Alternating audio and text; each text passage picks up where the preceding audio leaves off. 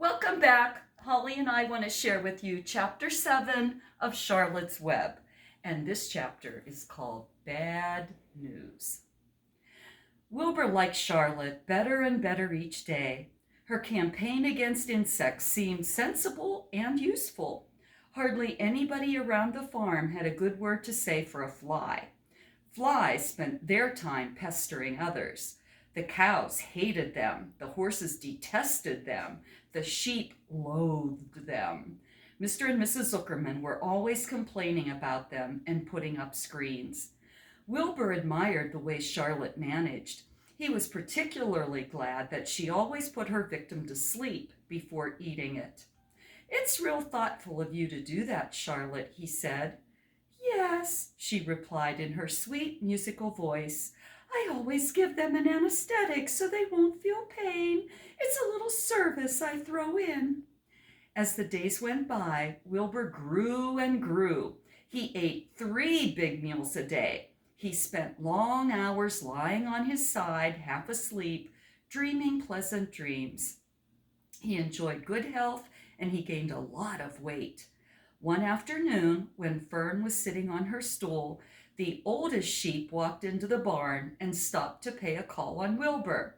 "Hello," she said. "Seems to me you're putting on weight." "Yes, I am," replied Wilbur. "At my age, it's a good idea to keep gaining." "Just the same, I don't envy you," said the old sheep. "You know why they're fattening you up, don't you?"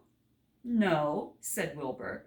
"Well, I don't like to spread bad news," said the sheep, "but they're fattening you up because they're going to kill you. That's why." "They're gonna do what?" screamed Wilbur.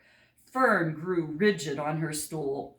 "Kill you, turn you into smoked bacon and ham," continued the old sheep. "Almost all young pigs get murdered by the farmer as soon as the real cold weather sets in. There's a regular conspiracy around here to kill you at Christmas time. Everybody is in the plot. Lurvy, Zuckerman, even John Arable." "Mr. Arable?" sobbed Wilbur. "Fern's father?" "Certainly. When a pig is to be butchered, everybody helps. I'm an old sheep, and I see the same thing, same old business, year after year. Arable arrives with his .22, shoots the—" "Stop!" screamed Wilbur. "I don't want to die. Save me! Somebody, save me!" Fern was just about to jump up when a voice was heard. "Be quiet, Wilbur," said Charlotte, who had been listening to this awful conversation. "I can't be quiet," screamed Wilbur, racing up and down. "I don't want to be killed. I don't want to die. Is it true what the old sheep says, Charlotte? Is it true they are going to kill me when the cold weather comes?" "Well," said the spider, plucking thoughtfully at her web, "the old sheep has been around this barn for a long time.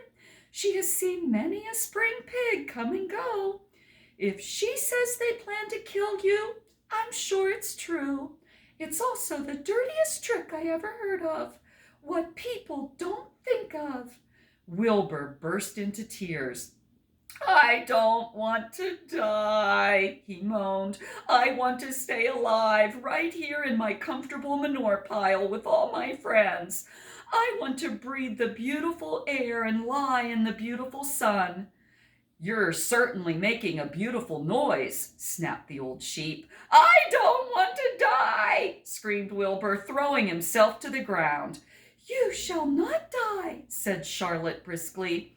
"What? Really?" cried Wilbur. "Who's going to save me?" "I am," said Charlotte.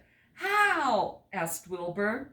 "That remains to be seen, but I'm going to save you, and I want you to be quiet down immediately. You're carrying on in a childish way. Stop your crying. I can't stand hysterics." End of chapter 7.